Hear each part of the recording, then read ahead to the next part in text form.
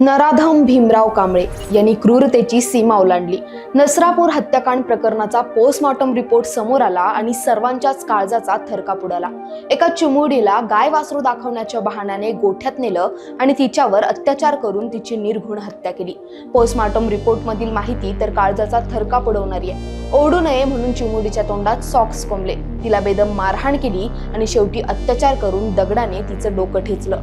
धक्कादायक म्हणजे आरोपी भीमराव हा सराईत गुन्हेगार असून त्याने स्वतःच्या नातलगांनाही सोडलं नव्हतं। स्वतःच्या पत्नीने आणि मुलानेही आता त्याला फाशी द्या अशी मागणी केली आहे। पोलिसांनी ही केस फास्ट ट्रॅक कोर्टात चालवण्याचा निर्णय घेतलाय। पण खरं तर प्रश्न हा उद्भवतो की समाजात मुलींच्या सुरक्षिततेचं काय? गेल्या वर्षी मालेगावमध्ये देखील अवघ्या 3 वर्षीय चिमुरडीवर अत्याचार झाल्याची घटना समोर आली होती। मात्र त्या आरोपीवरही अद्यापपर्यंत कठोर कारवाई करण्यात आलेली नाही।